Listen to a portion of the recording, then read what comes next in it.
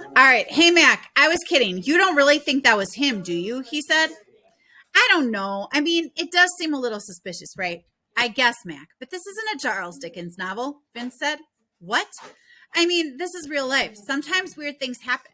Events don't always have to connect perfectly or make sense. Like the dude who was the fisherman at the beginning of the story doesn't always need to come back and show up as the cobbler in the middle and then eventually be revealed to be the main character's long lost uncle's cousin's former best friend's roommate who just so happens to be currently married to the main character's brother's friend's mailman. You know? Maybe, I said. What other explanation is there? I think we both know that guy couldn't be Staples, the 40-year-old old guy. Old. You're being 40-year-old. He was like 40. There's no way, Vince said. Yeah, that makes sense, but I'm almost sure that was the same car. What if that was Staples' dad? I said. Vince looked at me for a moment, like he was thinking hard about what I said. Mac, that really could be it. So that would mean Staples is doing all this to help pay some of his dad's bills, like that lady said. Yeah, I guess. That would change everything, don't you think? Not really. Vince, I don't really care why he needs the money. That doesn't make it okay to cheat and swindle to get it. Well, maybe that kind of situation would make a kid do crazy stuff he normally wouldn't do, right? I mean, how would you know what it's like for him? Vince said. What's that supposed to mean? Vince just shrugged and gave me a look of his that said I should know what he meant. What's your problem lately, Vince?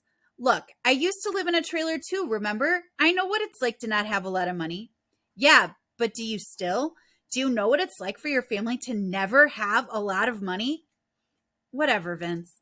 Yeah, whatever is right, Vince said. And that was that. How did Mac's parents get money? I don't know. Got a job.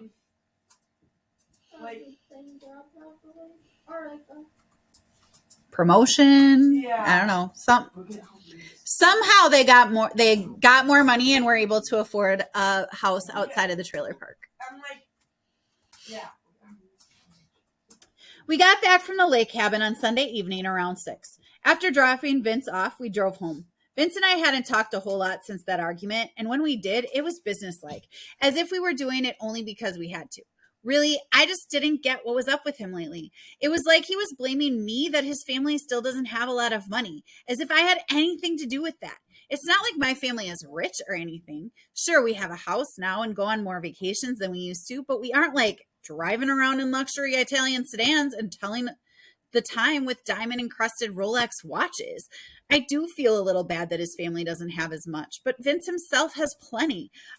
Our business buys him basically whatever he wants. As we drove up to our house, I heard my mom gasp. Then she swore, which is all she almost never does. My dad swore too, but that isn't too unusual.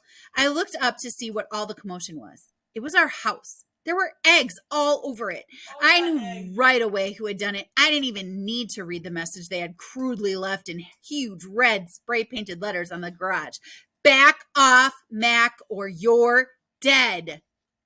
Poor spelling aside, it was pretty menacing, mostly because I couldn't put back off. If I gave up and just rolled over, then it would be easy for him to wipe us all out. So it wasn't really a threat. It was just meant to say, you're dead, Mac, which wasn't any better. The next morning, as I left for school, I saw my dad on a ladder trying to scrub off congealing eggs. My mom pulled the car out of the garage and waited for me. I'd had her drive me to school ever since the night the red car tried to kill me. I couldn't risk riding my bike or walking to school anymore. Christian, are you sure that you have no idea who might have done this? My dad asked, looking down at me. You have no clue who this Mac character is? I felt like melting into the cracks in our sidewalk. My dad had so much work ahead of him, and it was all my fault, but I still couldn't tell them, no matter how bad I felt.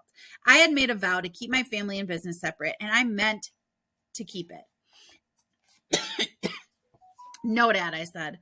Okay, he sighed. I don't know if he believed me. I can help you with that after school, I said. He thought it over. Do you think you and some of your friends might want to come over and help clean it either today or tomorrow? I'll pay them, and maybe afterwards they can come inside and watch a movie and have snacks. Sure, I'll ask them. They do love Mom's cookies, I said. Plus, we could always use more money, even if it was just like $5 or $10. $5 would buy almost half a Chicago dog at Wrigley Field. Okay, good, my dad said, and scanned the whole house. the whole house from the ladder. This is going to take a long time if I have to do it by myself. With that, he went back to scrubbing. My mom honked. I slowly turned and walked to the car. Got it?